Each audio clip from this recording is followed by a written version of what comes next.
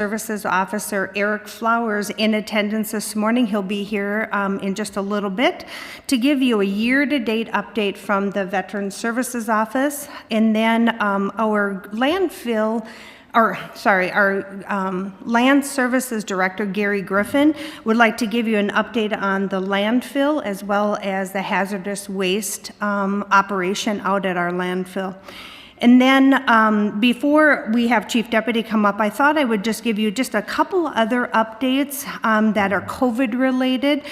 We currently have 6 associates that have taken the care leave provision under the Federal CARES Act, or that expansion of the act, to care for their children while they were out of school. Now, since school has ended, those leaves have ended. That leave was only available to the end of the school year. We've had one associate use the emergency sick pay leave, and 3 associates take COVID-related leave to care for a family member. And then, so the total hours so far using the federal care expansion of the law is about 432 hours that our associates have used to care for their children, to care for their family members, or to care for themselves. And as a reminder, the FFCRA, for government employers, we're not eligible for that reimbursement for those various leaves. So I think we're in really good shape as a county that COVID-19 has not impacted us as much as we anticipated, but we do have those leaves in place to help our associates. And then I just wanted to give you one update from the previous personnel action. Is our county attorney has hired a new attorney that's part of the new 2020 budgeted positions. He anticipated his new attorney was going to start on June 22nd. We're delaying that until July 2nd. So you'll see that as an update on this coming up personnel action. So. All right. So Chief Deputy is here, and if you want to step up, we'll have him just give a quick update on why he's here. Good morning, Commissioners. I'm just here to give you a short little update on what we offered for support for the protest down in the metro area. There was a statewide request for resources put out multiple times. They asked for personnel and equipment. We offered up personnel. We had a 7-man correctional officer team go down, and they acted as a mobile booking station. They were stationed down at the Richfield State Patrol office. We also sent down an 8-man mobile field force team, and that was made up of deputies. They were stationed in downtown Minneapolis for a short period of time, and then they were transferred over to the state capitol for a short period of time. To my knowledge, neither team had much interactions while they were down there, but we did offer that support. They again asked for our support last night. We did not send anybody down because it was our shift change for personnel, and we just couldn't accommodate that. I'm unsure going forward if they're going to need more people. Last night they seemed to get a pretty good handle on what was going on down there. But if they do send out a state request or a statewide request, it is an option going forward. So just thought we'd let you know what we did over the weekend. And if we send anybody else down, we'll keep you up to date. Thank you, David. Any commissioners have any questions? Appreciate the officers that stepped up and the leadership to get them assigned down there. Yeah, then we put out a page, and we immediately had people stepping up to the plate, all the way from our newest people all the way up to our administrative personnel. So not a comfortable place to go, but no, that's what you sign up for. I'm sure they had some butterflies going down there, but yeah. So we appreciated it. Thank you, David. All right, thank you. Okay. If Eric I guess I did have something to say. I guess you did. Any questions on what I talked about before Chief Deputy started talking No, about? we are you wait- going to go through are you going to go through that later on, or? Yeah, we Okay. can. Unless you want me to go through it now, we Nope. can. Eric is here, so. Okay. Come on up, Eric. We do have Eric Flowers, our County Veteran Services Officer. He's going to give a year-to-date update. Welcome, Eric. Eric, just tip that nameplate down, because we don't want them to think that you're the county administrator. I don't want anybody to think that either. They might throw rocks at you from St. Matthias. Go ahead, Eric. You're here to give us an update. Yes, thank you, Chair and Commissioners. Good to be here again, talking in front of you. I'd like to just kind of I put together like a 2019 summary report. It's a little, obviously it's the middle of 2020, but our main report from the VA doesn't come through until May, and so, which shows us how much expenditures from the VA were spent into Crow Wing County. So that's kind of why it's right now and not earlier. Last year in 2019, the VA federal dollars expended in Crow Wing County was $66,500,000. And so that's all money coming from the VA into our veterans and into our medical expenditures. And there's a breakdown. So compensation and pension was $33,500,000. VA medical expenditures, so the amount of money that has been spent on medical expenditures for our veterans was $31,252,000, or $31,252,000. And then also in that total was VA educational expenditures, so VA education bill to pay for college, about $1,666,000. So those numbers are up by approximately $7 million from 2018. So that's good to see. We ranked 10th in the state, while as far as the expenditures from the VA, while our population ranks 12th in the state. It's estimated right now that we have about 5,500 veterans in Crow Wing County. I'm excited to see what the census numbers are going to show. But our numbers also do show that might be the amount of veterans that are in our county, but we do service a lot of other veterans outside of our county as well. So kind of perspective, what I did was I broke it down. There are $233.80 of federal dollars expended in Crow Wing County for every Crow Wing County dollar spent for Veteran Services Department. So for every dollar that we spend for our services, 233 come back into the county. So that's kind of interesting to see. We had state grants for last year was $108,000 that were for, SSAP grants that were given used for financial needs and special needs grants for our veterans. Office operations and productivity. Our office consists now of 2 veteran service officers, assistant and myself, and 2 veteran service specialists, equally spread out. If we were to take our caseload for Crow Wing County, that's approximately 1,375 veterans per staff member in our office. So that's a pretty large amount. We conducted 2,706 office appointments last year and approximately 5,010 phone calls altogether. And this is interactions with veterans, surviving spouses, family members, and just general questions. So We continue to support and attend regular outreach events. We went to 38 total outreach events in 2019.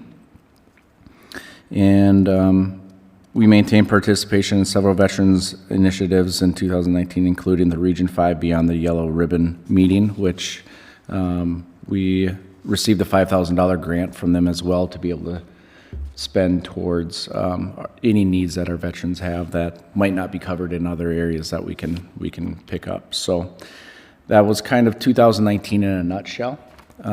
If you got any questions, otherwise I can move on to this year, how we're doing. Any questions? Be interested to hear this year.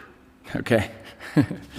Let's see. So this year has been very interesting. So the COVID-19 obviously has made a major impact on not just our office, but every office in the county and state. The COVID-19 Minnesota Department of Veteran Affairs, shortly after the COVID-19 kind of took off, came out with this grant from the federal dollars that were spent. They were allocated $6.2 million allocated to this grant for the state of Minnesota. And what that grant was for is a disaster relief grant of $1,000 for any veteran who had been negatively financially impacted by the COVID-19, so lost their job, hours cut, spouses even, if they lost anything in the family, in the household that was affected, could qualify for this grant. The grant. So early on, I saw this coming, and what they did is they made this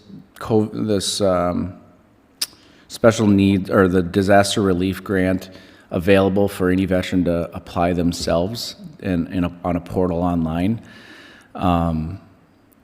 I think mostly because there's a lot of veteran service officers and offices that were not working in the offices themselves, but they were working remotely from home, which I saw as making it pretty hard to be able to process a lot of these grants. It was my major goal to make sure that we had at least 2 staff in the office at all times during the COVID-19, just to make things more efficient and answer phone calls and be able to process any needs that our veterans had. And that turned out to be very, very well, especially with this grant coming through. Eric, Yes. Go ahead. do you have any numbers on how many took advantage of that grant?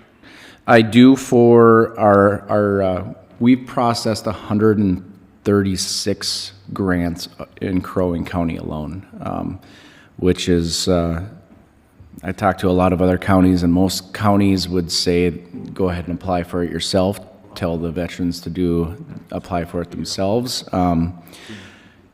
I took an early stance and said we were going to help out as much as possible because we have the capability, the resource to be able to help our veterans process. So you have the application, but you also have a lot of supporting documentation that needs to be submitted with the grant. And so I could see, not taking anything away from the veterans, but I could see there being issues with forgetting uploading and just different grants, making it kind of a bottleneck and getting that taken care of, and which is true. We had a lot of calls come into our office saying, I applied for this, but they're asking for more information that didn't get submitted, and so we pulled them in. I did a Facebook the Friday before the grant came available. I did a Facebook post with the information that was given out to us, and it ended up reaching 25,000 people across the nation. We were getting calls from Rhode Island and out on the East Coast, West Coast, and so my intention was to get it out there for Minnesota veterans to see and anybody else, and it definitely did that. I didn't want to just isolate it to us helping Crow Wing County veterans. I want, in the end, it's about all veterans receiving this grant, and because I knew that there was a lot of counties out there that didn't have the capability or the resource to be able to help their veterans do this because they weren't working in the office. I took it upon ourselves in the office to help anybody that called us needing for help in assisting them. So several from down in the cities area, a lot up in St. Louis County. And, we encourage you to reach out to your CVSO, and if you still need help, let us know. And a lot of them would call back the next day saying, they told me to do it myself, but I don't know what I'm doing with this. So we help Eric, them. so you did a video on Facebook to explain how to apply for the grant? Well, it was actually just kind of like a flyer that I put together with the MDVA information, the qualifications, and the supporting documentation that would be needed with our office number, saying if please, we encourage you to reach out to your CVSO before applying, or at least to help you apply for the grant. So we've had, like I said, about 136 grants that we've processed ourselves for our office, and we've had 67 of them come back granted. Two of the grants were denied just because the qualifications weren't there. So Eric, Yes. that doesn't disqualify them from the stimulus dollars. No, not at all. No, that's totally separate from the stimulus dollars. Yeah. Also, a part of this, the grant, COVID-19 grant, was a special needs grant, which is an additional $3,000 that the states was offering. And again, that was for those who were affected by COVID-19. So early on, I didn't push that one as much because we were a month in. So bills were coming due, but they weren't quite feeling it yet. And I wanted to get that $1,000 out as much as possible to them. Now we're focusing on the special needs grant to help pay for rent, utilities, in auto bills, stuff like that they would have. And we've gotten a few of them granted already. It's a little bit more work for that one, but it's definitely necessary to push through. Eric, just before you move on, you a light bulb went off in my head, and Tim Hool, this is for you too. You guys ever, you ever working on something at home and you're wondering, I don't know, you're putting something together. Let's say you buy something and you have to put it together, and you're looking at the paper plans to put it together, and you're like, I don't know how to put this together. And you ever go on and there seems like there's a video for everything, step by step by step. When Eric said that, I'm thinking to myself, and I don't know what it would be, but let's say let's say it's this grant, or let's say it's something at Land Services that we want to help our constituents or our Crow Wing County residents, help them through a process. I'm thinking maybe like a short video to say, here's, I don't know what it would, I don't know any specific thing right now, but I think we should think about that in the future. Because I know for myself, I'm more of a visual learner, and I could look at those plans on how to put together a lawnmower and never figure it out. But if I've got it sitting there and the guy's saying, yeah, you put this part in here, and then I stop it and I put it together and then I start it again. I just think that if we're applying for a grant, or Gary's here, does that make sense? You see what I'm saying? Oh, absolutely. I think it's something to utilize. So anyway, that was another one of my big ideas. Anyway, go ahead, Eric. So that part. So I looked last month. We were 4th in the state of Minnesota for the County Veteran Service Offices to as far as our SSAP, which the COVID-19 grants would be in there. We're 4th in the state for how much has been granted for our veterans. So that was positive to see. And there was only about 23 grants that had been approved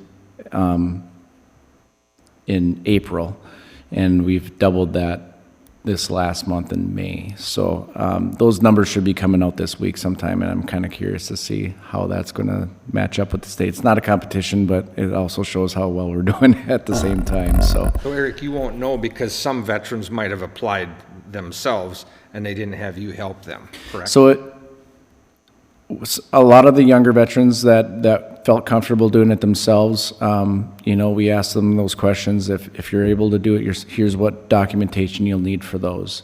Put our name at the top, and they have been accepting those. Or with that. So we do have, I think there was about 10 out there that are associated with Crow Wing County that we didn't actually process. The veteran processed them themselves. But the grants that are coming through they've been granted, very frequently without a lot of hiccups, I guess, if you want to call it. The only frustrations with the whole grant process is how long it's taken for it to get granted for our veterans. Now, when they threw this out there, I kind of did the math. I'm like, $6.2 million and 1,000, that's 6,200 veterans that could potentially get that $1,000 grant. As of last week, they had 4,700 and some applications to process, and I think they had 11 working at the state on those. That's very hard to do, to process those. So that's the only frustration that we had, and obviously they had about a week or week and a half to put this all together once they got that. So I totally understand, and our veterans have been very patient with the process. So once they understand what is all involved with getting that taken care of. So our operations, I kind of touched a little bit on that. We wanted to maintain staffing in the office, and we set up schedules to work from home as well, with different projects that could be done at home. My only thing and I would like to continue that in the office. I am working on ways that we can track productivity from home as well. So I think that's very important. And so, if we can get a day or two to be able to work from home and really dig into a grant case or something like that needs that attention, we'll be able to do that. Let's see. Yeah, we're seeing veterans, though. A lot of the work that we've been doing has been through email, which I've been very surprised at how efficient that has been. Email, we've been doing curbside service, so we'll fill out applications or forms that need to be filled out for claims as much as possible through phone interviews. And then once that's all done, we'll make an appointment to have them come to the curb, and we'll walk out and have them sign the papers that need to be signed. So very minimum contact and social distancing being kept there, all wearing masks. Recently now, we have been able to do appointment only, but I'm continuing on as much as we can without having to have the face-to-face interaction at this time. We have a lot of our veterans are at that higher risk, and so I want to make sure that not only are we keeping them safe, but we're keeping our staff safe with anyone else. So we've had a few appointments that we need to have had just because of the complexity of the grants or the claims that we've been putting through, and but no, it's going very well. We have Blue Water Navy, the Blue Water Navy updates. We've been seeing a lot of claims come through. We've been seeing several of them coming from $20,000 retros all the way to $60,000 retros. A lot of that is due to the predecessor of mine that in back forth where they applied for a condition or for the Blue Water Navy, or it wouldn't have even been that, for the Navy vets in Vietnam that were off the coast, knowing that it was probably going to get denied, which they were.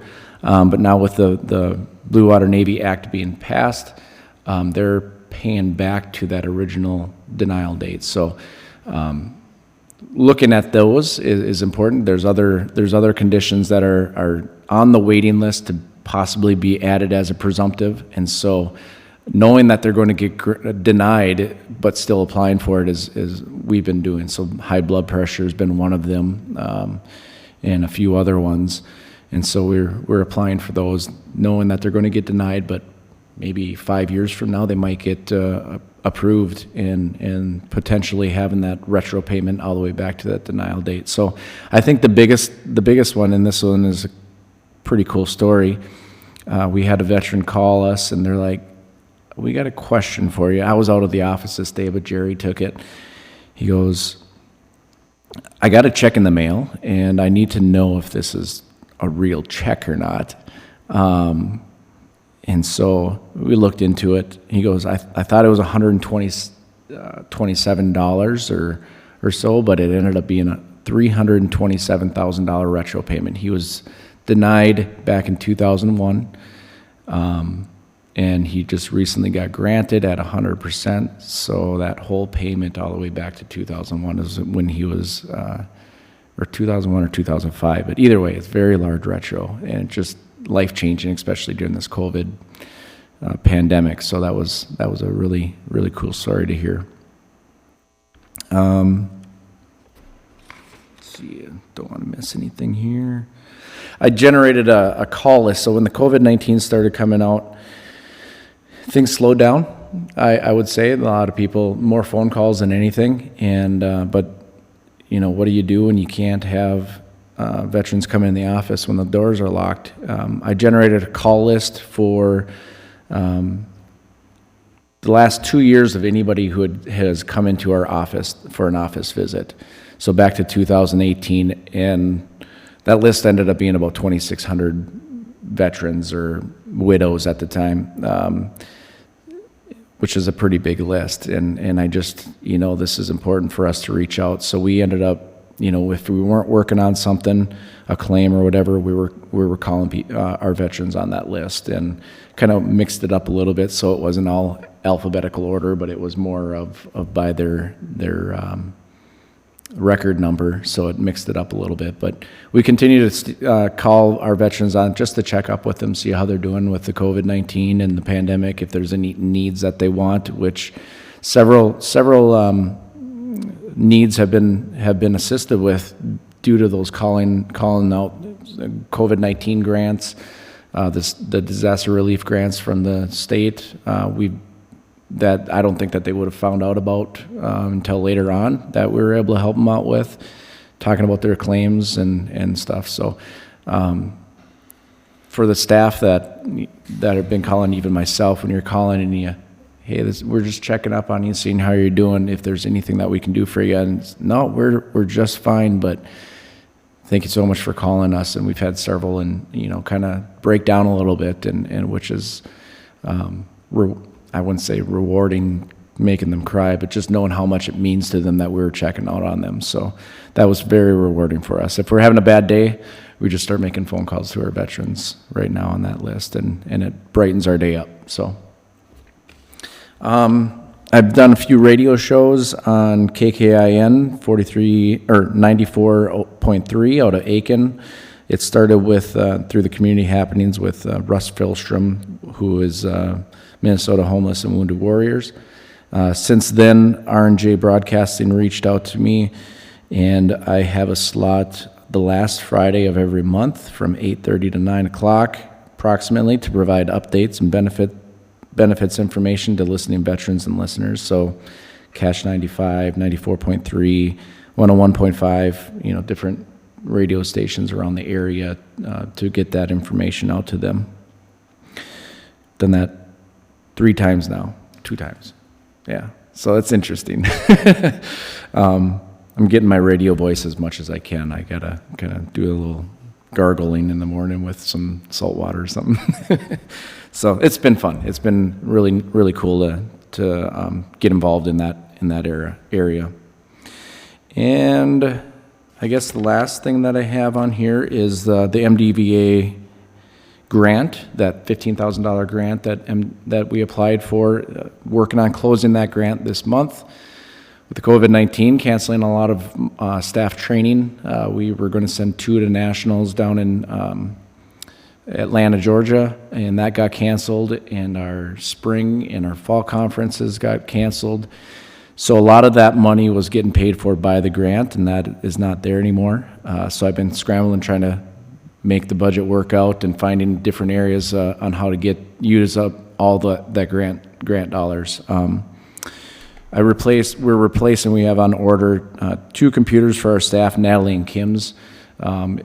We've been having some issues with those computers, and after looking at how old they were and how long it's been since they have been updated. It was by the advice that we should probably replace them very soon, and seeing the opportunity that we weren't spending on training, I allocated that to go over to the replacement computers so we can have some good computers for our staff to continue to work on and process what they need to. So that's what I have so far for the first 6 months. Okay. Any questions?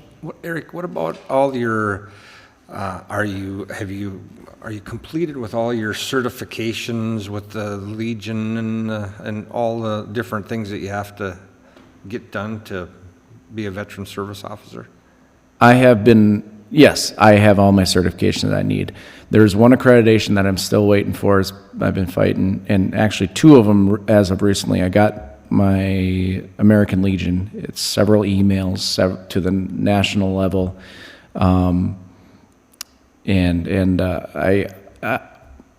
Without getting into it too much, I pretty much said, if I can't get this accreditation, I'm going to start steering our veterans into other POAs or, the power of attorneys or the claims representatives, because they're getting frustrated with me not being able to see their claims and help them out as much as I can in the process. And within a couple weeks, I got that finally pushed through. DAV is the last one that I need the accreditation for, but we've been working with them very well by faxing them our requests and things. So it's been frustrating on the lease. It's been taking a long time, and we are working a lot more proactively with Jerry. He's already got all of them but the last 2, the American Legion and the DAV accreditations, to be able to see those claims. So taking how hard it has been on my end, we've been working proactively to make sure that it doesn't take so long for him. So, yeah. Any questions from the Mr. Chair, if I might, county commissioners? how has all the COVID stuff impacted the VA hospital visits that the vets have to? Thank you for asking that. So the VA hospitals down St. Cloud, Minneapolis, they've been pushing any electoral visit or nothing non-emergent. They've been pushing it off until a different date and rescheduling them. So we haven't had our transport van going for a few months now, just because, well, we don't want that exposure for our veterans, for our volunteers, and most of it has been pushed off, and the need is not there anymore at this time. So July is going to be, I think, there's a lot of appointments that are being set in July, and so we'll see if that gets pushed out or not. But it has been tough for some of our veterans who have been waiting for some procedures or some surgeries or checkups that had to get pushed back because they were non-emergent at the time. I can see them maybe taking a little bit more of their time to open up compared to the rest of the country, I'm guessing. Just a guess, though, is just due to the vulnerability of the patients at the VA hospitals. So, Anything else, Steve?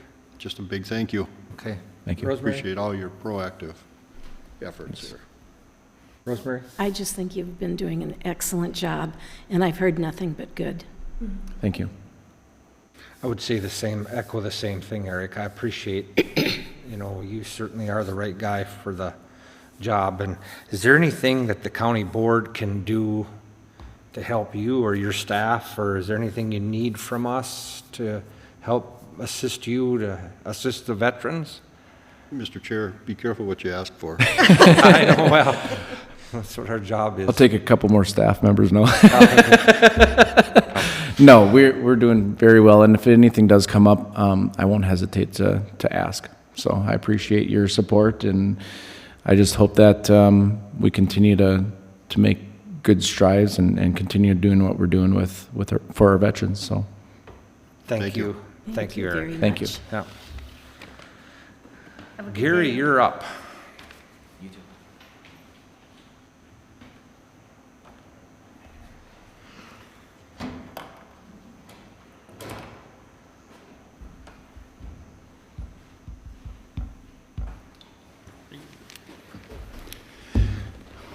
Good morning.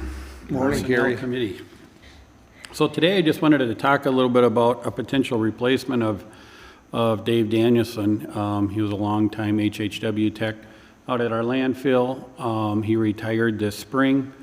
What we had done was we started to flex some of our permitting staff out in the landfill to address a budget hole that we had with less revenues coming in this year. And with the uptick at the landfill, what we're asking for is to replace Dave Danielson's position.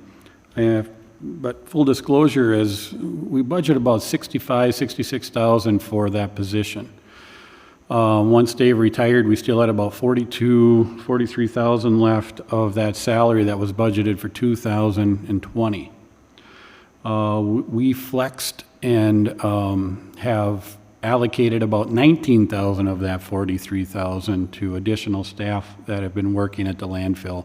Currently, on Mondays and Thursdays, any HHW events, and the Saturdays that were open through the summer. With a replacement that we wouldn't hire until July, that would put us about just almost $7,000 over what we budgeted for our solid waste budget. But that's what I wanted to discuss with you guys today. But Gary, that's fully paid for by the dollars that are generated out there. There's no levy dollars for that position, is there? That's correct. No levy dollars. Okay. So all it's really doing is kind of doing a little bit of a dent in your budget for out there. Right. But it's not like it's a levy impact. That's a revenue generating operation there. Correct. Okay. Any questions, Steve? No? So, Gary, I guess I don't understand what you want. You want to hire somebody. Well, that makes sense because somebody retired. Mm-hmm. So you're just asking to replace that person. Correct. Correct. Sounds good to me.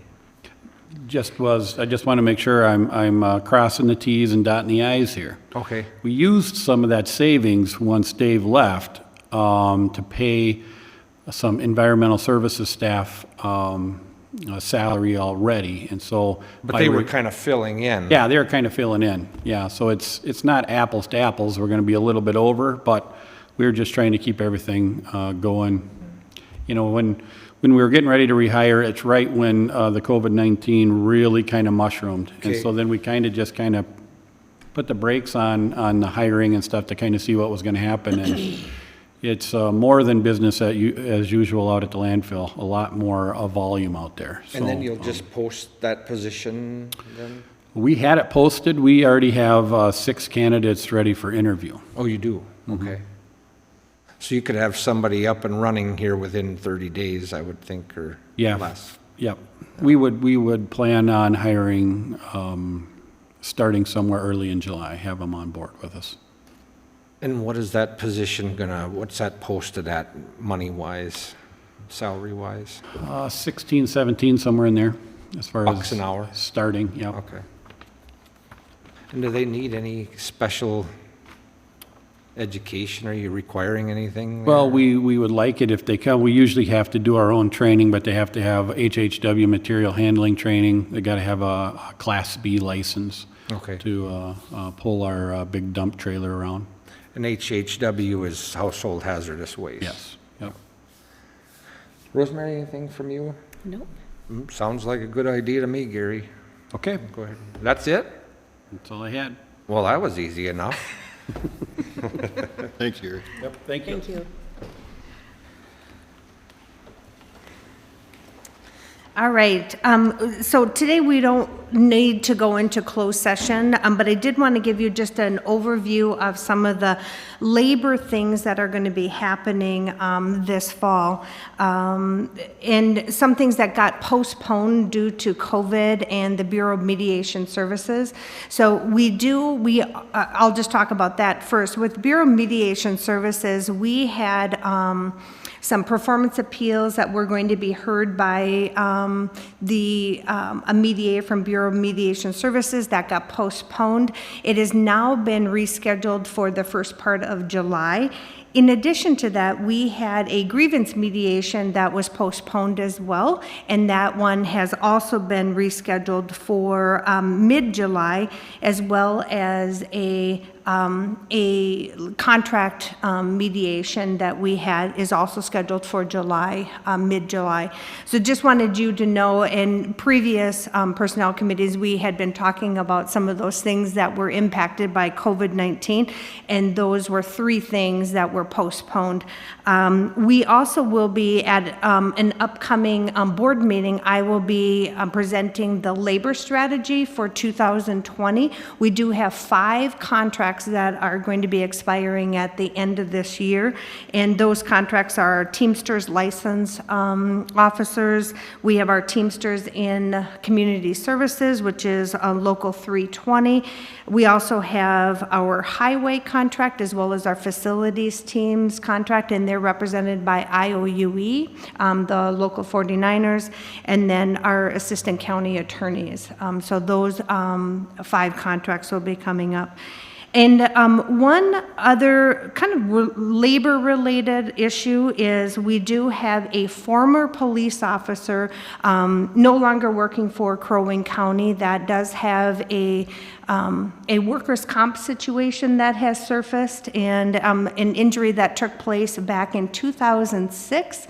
I will certainly send you additional information on that information, but that person also had worked for another agency in our county, so I'll give you some updates on that. We have partnered with our MCIT provider, our insurance provider, to help with that case as well. So just wanted to keep you abreast of that. That is it for personnel updates, unless you have any questions for me. Does the commissioners want, do you want, you got the, Oh, you got here, the we can sheet? go through that. Do you need her to go through that, or is it, We can. do you understand it? Or? It's pretty clear for me, there's no new hires. No. New positions, I mean, here. No new Rosemary, hire. do you want her to go through that, or? No, it's got the stuff on it. It's Okay. usually, No, I guess we're good on that. so, Okay. yeah. All right. What else, Mel? That is it, commissioners. Tim Hool, anything from you? What? Wow, what do you know about that? Okay, anything else? Rosemary, any questions, or Steve, any questions? Okay, I guess. very good. The Personnel Committee for Monday, June the 1st, 2020 is adjourned. Thank you. Thank you.